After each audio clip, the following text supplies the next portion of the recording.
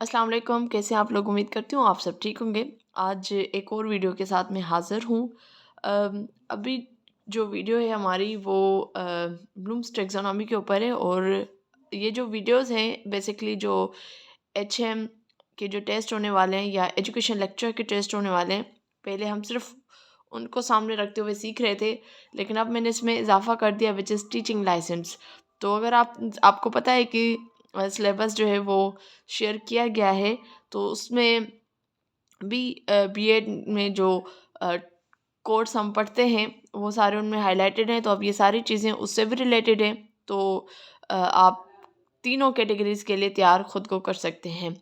तो अगर आप मेरी वीडियो को यूट्यूब पे देख रहे हैं तो काइंडली सब्सक्राइब कर लें और इस उम्मीद के साथ कि आप जल्दी मेरी सपोर्ट करेंगे और 50,000 सब्सक्राइबर जो हैं वो कंप्लीट करवाएंगे।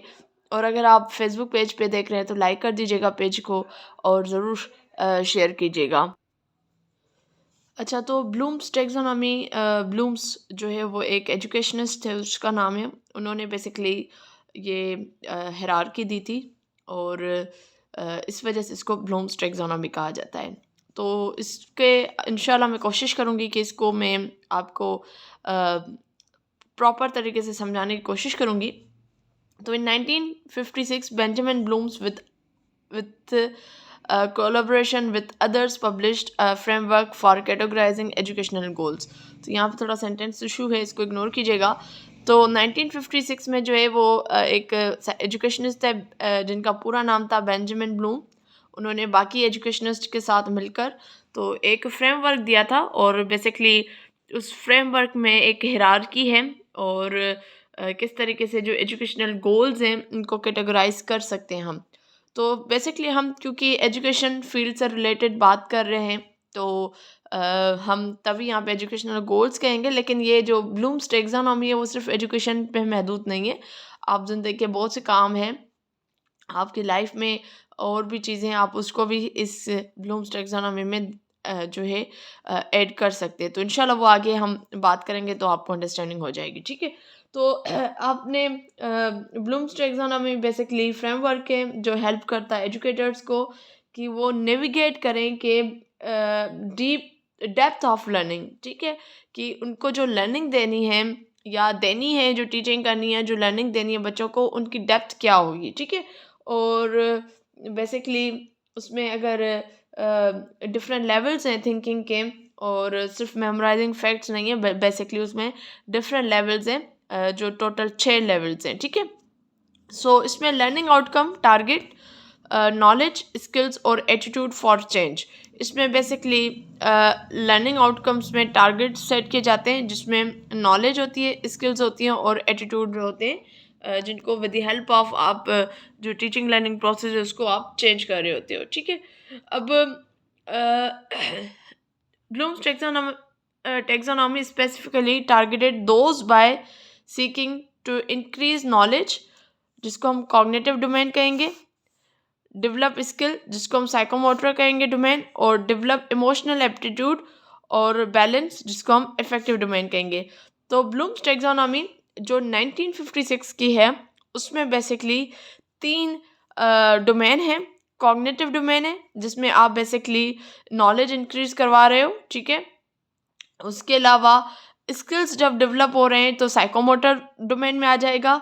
और फिर थर्ड जो है वो बेसिकली इमोशनल एप्टीट्यूड या लाइफ को बैलेंस करना, that is the effect domain, ठीक है। तो ये 3 हैं और उसके बेसिस पे आप कर रहे होते हो, सही है।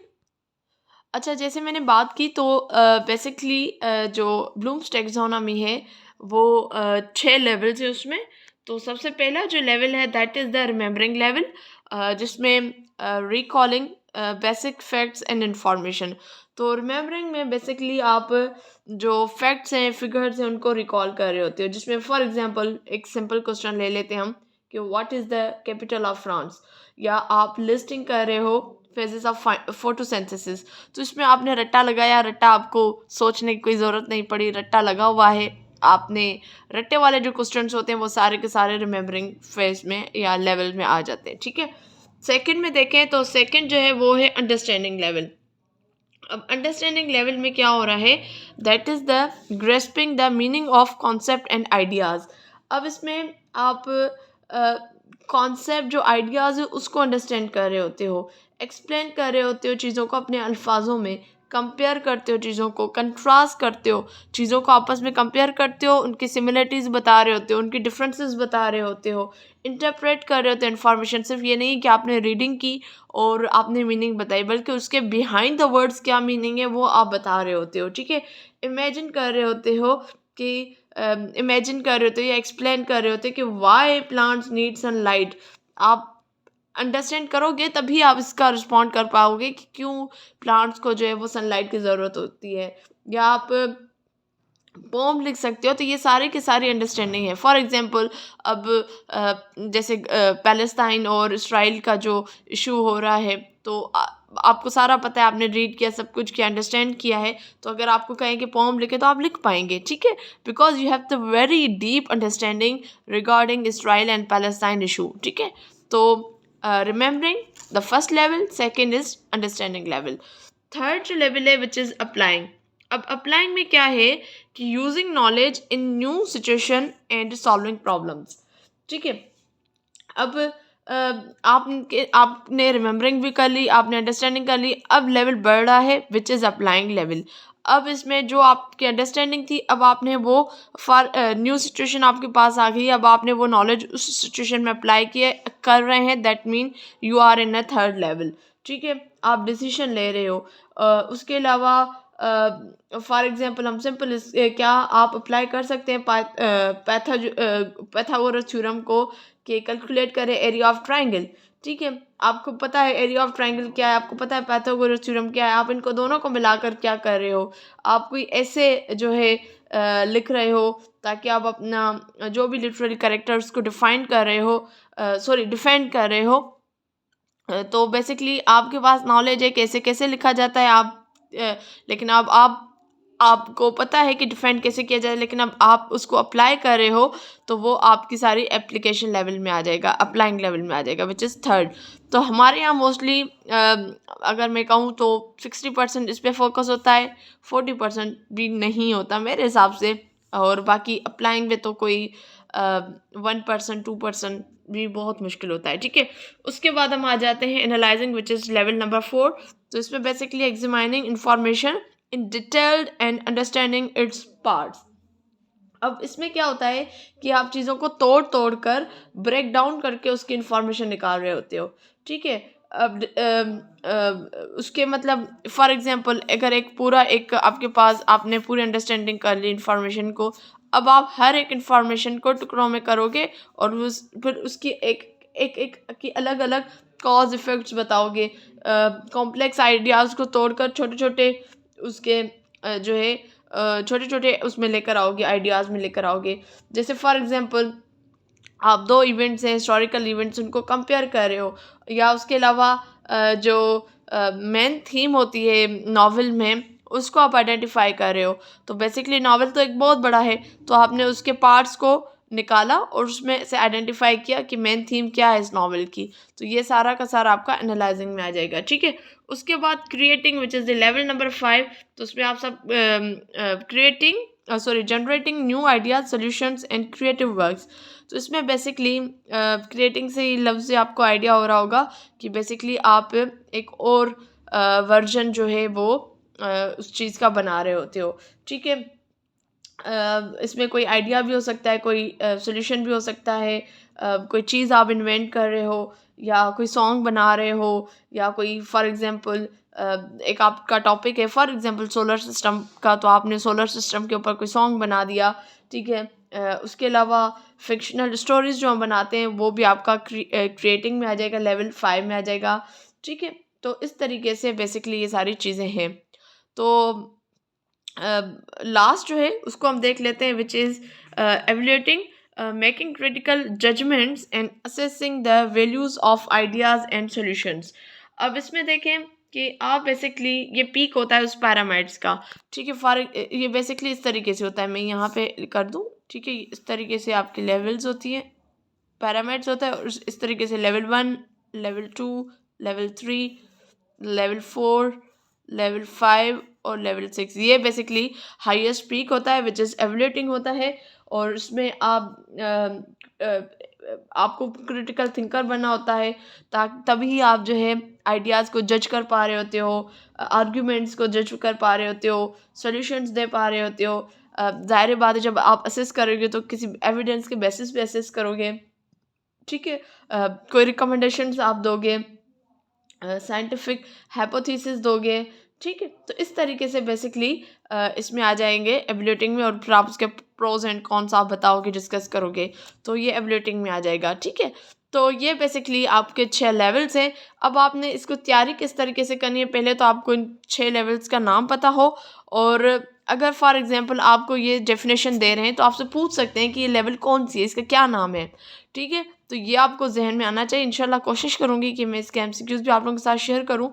तो या इसके तरीके से अगर ऐसा लिखा हो generating new idea solution and creative work, तो ये कौन सी लेवल है, क्रिएटिंग है, एनालाइजिंग है, अप्लाइंग है, अंडरस्टैंडिंग है। जब आपको पता होगा तो आप इसको देख लेंगे। अच्छा, इसकी भी एक और कहानी है, नाम आपको कौन से याद रखने हैं वो भी मैं आपको बता देती हूँ, ठीक है। अच्छा, उसके बाद हम आ जाएंगे यहाँ एक और चीज़ें, ये नॉलेज, ये जितने भी मैंने पहले आपको बताए थे, रिमेंबरिंग, अंडरस्टैंडिंग, अप्लाइंग, एनालाइजिंग, ये बेसिकली न्यू वर्जन जो है ब्लूम्स का, उसकी बात हो रही है जो आजकल हम यूज़ कर रहे होते हैं। 1956 में जो ओरिजिनल टेक्सोनॉमी थी उसमें जो 6 लेवल्स उनके नाम थे, नॉलेज, कम इसका है comprehension, application, analysis, synthesis, evolution, ठीक है। तो ये बेसिकली देखें तो ये नाउन थे पहले, ठीक है। उसके बाद 2001 में ब्लूम्स की डेथ के बाद जो है इसको रिवाइज किया गया था, बाय एंडरसन एंड क्रेथवॉल। तो इसकी तरफ से बेसिकली 2001 में इस टेक्सोनॉमी को रिवाइज किया गया था। तो ये नाम आपने ज़रूर जहन में रखना है। ये भी पूछा जा सकता है कि आपसे पूछा जा सकता है कि जो 1956 में जो ब्लूम्स टेक्सोनॉमी थी उसको किस साल में रिवाइज किया गया था, तो आपको पता होना चाहिए 2001 में रिवाइज किया गया था। फिर आपसे पूछा जा सकता है कि किन्होंने रिवाइज किया था, बेसिकली एंडरसन एंड क्रेथवॉल ने ये जो है इसको अपना रिवाइज किया था। अच्छा, एक और बात इसका थोड़ा सा मैंने यहाँ पे नहीं लिखा, इन्होंने हाईलाइट किया था बेसिकली इंटरेक्शन बिटवीन 2 डायमेंशंस। तो 2 डायमेंशन उनकी कौन सी है, उनकी जो इसको थोड़ा सा आप देख लें कौन से 2 डायमेंशंस हैं जिसके ऊपर इन्होंने बात की थी। वो बेसिकली है, एक था कॉग्निटिव प्रोसेस, ठीक है, कॉग्निटिव प्रोसेस था, और जो दूसरा है वो है जी एक और नॉलेज कंटेंट है, ठीक है। Cognitive process and knowledge content, इनको जो इन्होंने अपडेट किए, मतलब ये 2 डायमेंशंस इन्होंने रखी थी। तो इसको भी थोड़ा सा आप देख लें। और दूसरा इसमें रिमेंबर, जो रिवाइज है उसमें इन्होंने remember, understanding, apply, analyse, evaluating and create, इसको थोड़ा सा किया हुआ है, ठीक है। एनालाइज, एवल्यूएट और क्रिएट। अच्छा, इसमें जो है ये थोड़ा सा देख लें कि एनालाइज के बाद एवल्यूएट है और उसके बाद क्रिएट है, तो आपने ये लेवल्स अपने माइंड में रख देनी है, ठीक है। और ये जो है वर्ब्स हैं, जो अब हम यूज़ करें ना, ये वर्ब्स हैं, और पहले नाउन थे, तो ये अब वर्ब्स है। तो इसको ज़रूर देखिएगा, remember, understand, apply, analyse, evaluate, create, इस लेवल को आपने जहन में रखना है, उसी के बेसिस पे आपने करना है। अच्छा, यहाँ पे जो मैंने पहले बताया था थोड़ा सा इसमें है कि एनालाइज, इसको आप देख लें, अंडरस्टैंडिंग, ठीक है, अप्लाई, एनालाइज, और यहाँ पे आना चाहिए एवल्यूएट, और फिर आना चाहिए क्रिएट, ठीक है। लेकिन बात तो सेम ही है, तो इसको आपने सर ज़रूर देखना है, लेकिन आपने जहन में ये रख देना है, ठीक है। तो आई होप जो है कन्फ्यूजन क्लियर हो गई होगी। इंशाल्लाह मैं हाज़िर होंगी नेक्स्ट वीडियो में। तब तक मुझे दीजिए इजाज़त, और इंशाल्लाह जी इस पे मैं एमसीक्यूज़ भी आप लोग के साथ ज़रूर शेयर करूँगी।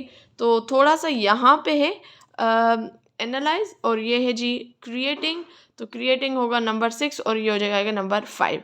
तो इसको थोड़ा सा आपने ज़रूर देखना है।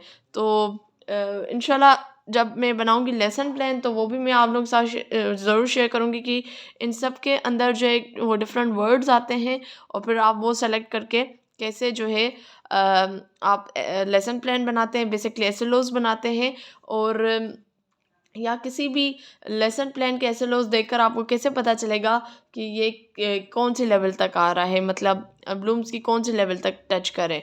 अमूमन हमें जो है बीइंग अ टीचर, अगर हम ज़्यादा नहीं तो 3 लेवल तक बच्चों को ज़रूर लेकर आना चाहिए। जो आगा खान बोर्ड है, अगर आपने उनका देखा होगा तो वो एसएलओज़ जो है वो बच्चों के साथ शेयर करते हैं, उनको ये ब्लूम्स टैक्सोनॉमी पहले बताते हैं, लेवल्स बताते हैं और फिर जो है उनके साथ जो है वो शेयर करते हैं। तो इंशाल्लाह हाज़िर होंगे नेक्स्ट वीडियो में, और आप सबसे गुज़ारिश है कि इस सर्दी के मौसम में अपना तो ख्याल रखें लेकिन इर्द-गिर्द अपने लोगों का ज़रूर ख्याल रखिएगा। वेदर बहुत एक्सट्रीम है, और अपने स्कूल के बच्चों का भी ख़ास करके ख्याल रखें कि अगर जिनके पास स्वेटर्स वगैरह नहीं है तो आपस में कलेक्शन करके ज़रूर उनका ख्याल रखें। हालात बहुत बुरे हैं लोगों के, और जितना हो सकता है हमें एक दूसरे की मदद करनी चाहिए। इंशाल्लाह हाज़िर होंगे नेक्स्ट वीडियो में, तब तक मुझे दीजिए इजाज़त। अल्लाह हाफ़िज़।